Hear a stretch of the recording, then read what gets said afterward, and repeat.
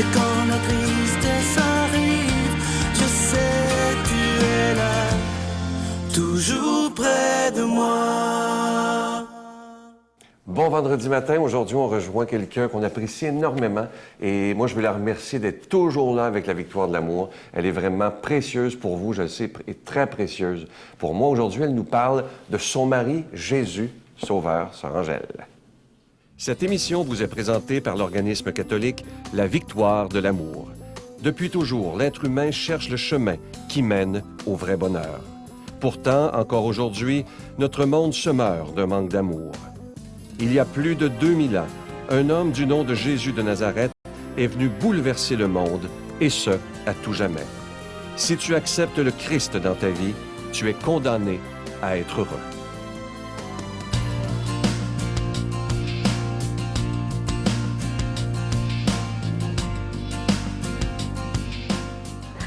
Eh bien, encore on avance dans cette liturgie qui nous habite, cette liturgie qui, quand on avance, savez-vous, je place la liturgie selon la nature. Vous voyez, on s'en va vraiment vers le printemps. Et quand tout éclore, c'est bon. Pourquoi qu'on a mis Pâques là? C'est parce que, justement, elle s'en vient vers ce chemin. Mais il ne peut pas, vous savez. On dirait que quand on arrive ici, on passe vers la souffrance de la souffrance, vers la mort vers la résurrection. Il y a une route à suivre. Et là, on a voulu vraiment vous dire par quoi que Jésus a passé pour nous faire comprendre que ce n'était pas facile. Hein? Il a dit quoi? Hein? Que ces hommes, ils ne savent pas ce qu'ils font.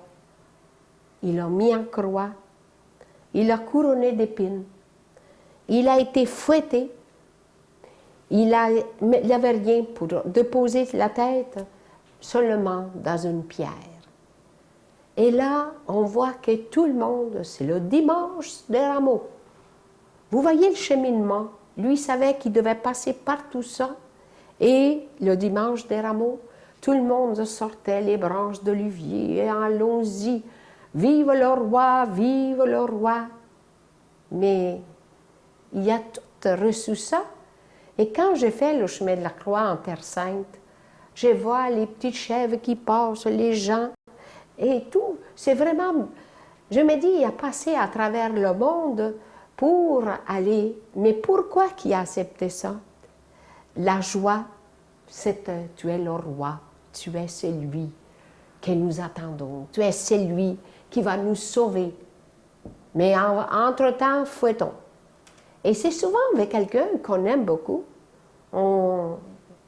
les paroles peuvent nous blesser. C'est pire que le fouet. Alors, quand vous avez quelqu'un qui fait ça, vous dites-vous, bien Jésus a tout subi ça pour nous. Pour nous rendre vraiment capables d'accepter la maladie, la souffrance, l'injure. Parce qu'il y en a qui criaient « mettez-les à mort », puis l'autre une autre chose. C'est terrible. Alors moi, ça prend ce linceul blanc pour que ce soit vraiment la pureté de Jésus donnée à nous. Notre Père qui es aux cieux, que ton nom soit sanctifié, que ton règne vienne, que ta volonté soit faite sur la terre comme au ciel. Donne-nous aujourd'hui notre pain de ce jour. Pardonne-nous nos offenses, comme nous pardonnons aussi à ceux qui nous ont offensés. Et ne nous soumets pas à la tentation, mais délivre-nous du mal. Car c'est à toi qu'appartiennent le règne, la puissance et la gloire, pour les siècles des siècles. Amen. Comme vous savez, on est dans la période du carême, et ce mois-ci, on a décidé, c'est un grand risque pour la victoire de l'amour, de ne pas donner de cadeau du mois. Alors, pas de chaîne, pas de bracelet, pas de livre. Le cadeau qu'on veut vous donner, c'est que ces émissions puissent continuer à être diffusées sur l'ensemble du réseau TVA, sur Internet, sur Facebook. Et moi, je sais que je vous fais confiance. Je vous connais, on se connaît depuis maintenant 18 ans, et je sais que vous accepterez de faire un don gratuitement sans rien attendre en retour, simplement parce que vous croyez qu'il est essentiel d'annoncer la parole de Dieu. Alors moi, je vous fais confiance. C'est un risque. Il y a des gens autour de moi qui sont plus comptables, qui m'ont dit que j'allais me casser la gueule, mais j'ai décidé de faire confiance totalement en Jésus de Nazareth et en vous qui l'aimez. Alors merci de tout cœur de votre générosité. Je vous rappelle que vous recevrez également un reçu pour fin d'impôt. La Victoire de l'amour, casier postal 120, succursale Boucherville à Boucherville, le J4B 5E6, je vous la redonne. La Victoire de l'amour, casier postal 120, succursale Boucherville à Boucherville, le J4B 5E6. Également par carte de crédit, par téléphone dans le 514-523-4433, 523-4433 ou sans frais le 1-888-811-9291, 1-888-811-9291, aussi sur notre site Internet, le www.lavictoiredelamour.org. Alors, merci de tout mon cœur. Vraiment, je vous fais confiance afin que dans cette période du carême, on accepte tous de dire « Seigneur, je te fais un don et je veux rien attendre en retour. Je le fais simplement parce que je t'aime. »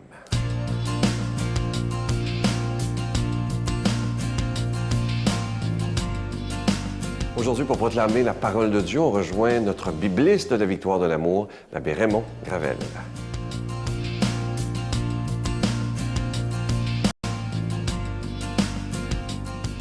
Bonjour, aujourd'hui c'est l'Évangile de Saint Jean. Les Juifs allèrent de nouveau chercher des pierres pour lapider Jésus.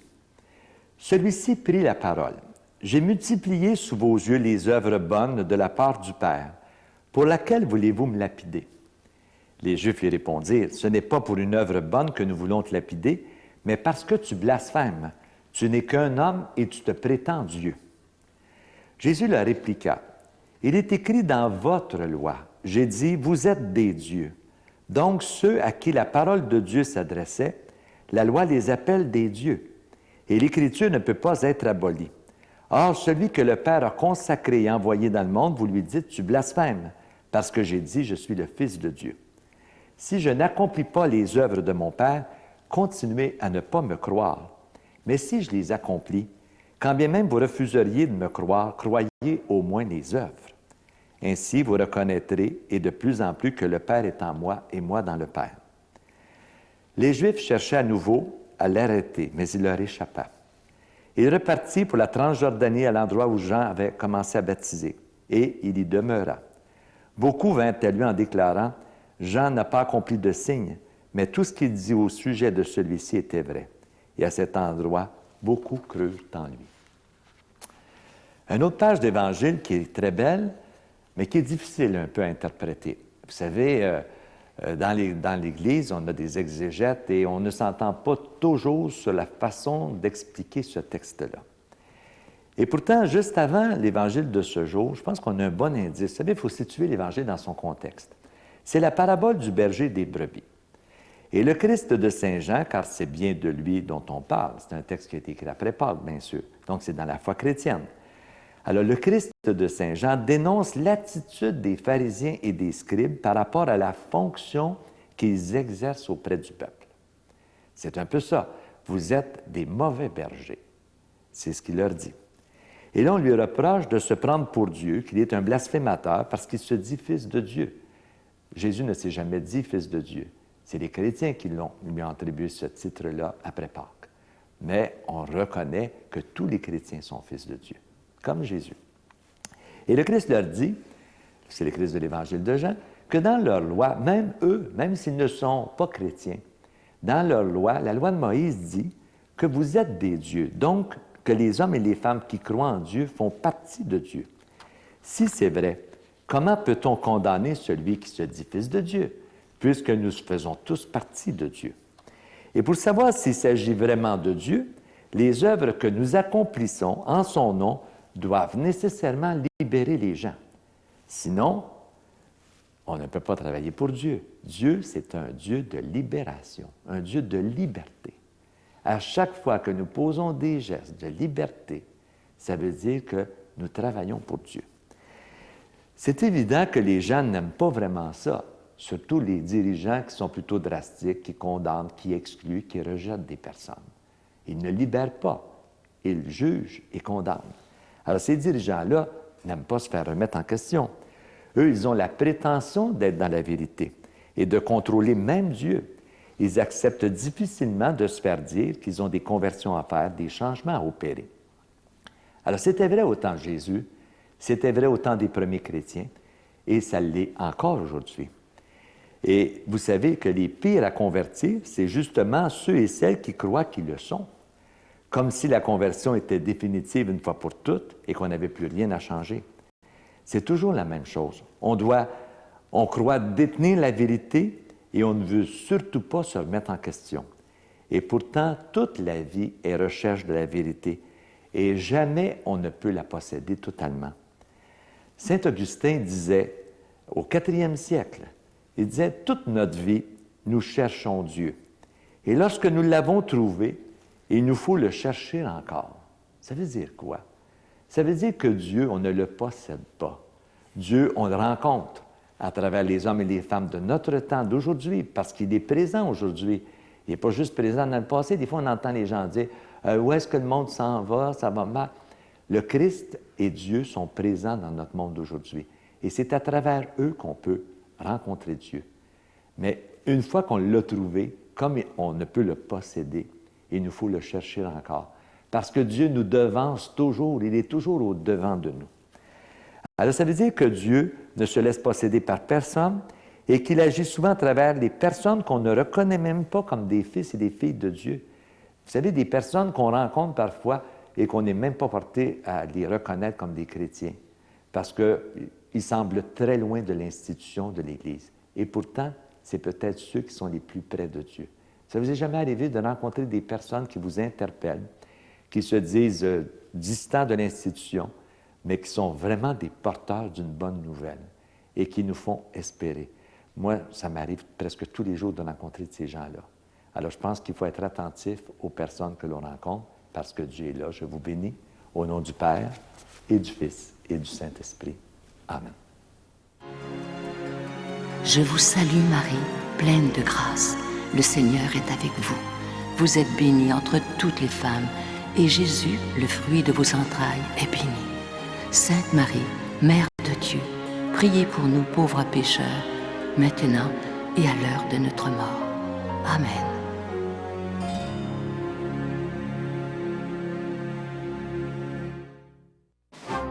Dans le cadre de l'année de la foi, la Victoire de l'amour, en collaboration avec Voyage Intermission, vous invite à une croisière mémorable en Alaska à bord du Celebrity Solstice. Sous le thème « Les splendeurs de la création », vous découvrirez les beautés exceptionnelles du nord-ouest du Pacifique et l'Alaska, qui possède les plus beaux paysages sauvages, terrestres et maritimes, dont la virginité n'a que peu d'égal au monde.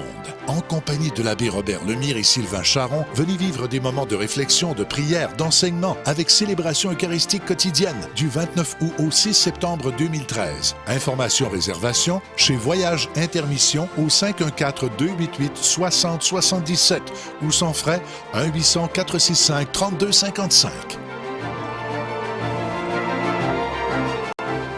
En terminant, j'aimerais saluer d'une façon toute particulière aujourd'hui les gens qui sont dans des hôpitaux, qui sont là parfois pour de longues durées. Je sais qu'il y a beaucoup de gens dans les hôpitaux qui nous écoutent. Alors, je veux vous saluer d'une façon toute particulière aujourd'hui. Et je demande à tous ceux, toute cette belle grande famille de la Victoire de l'amour, de vous porter aujourd'hui dans la prière d'une façon tout à fait spéciale. Surtout, gardez courage, perdez pas l'espérance. Et je vous promets aujourd'hui, je le demande à tous les gens qui écoutent cette belle grande famille de la Victoire de l'amour, de tous vous porter d'une façon toute particulière dans la prière. Et prenez le temps aussi de dire, malgré que je suis malade, le Seigneur est à côté de moi. Je vous souhaite la plus belle des journées. Je vous dis à demain. Bye-bye.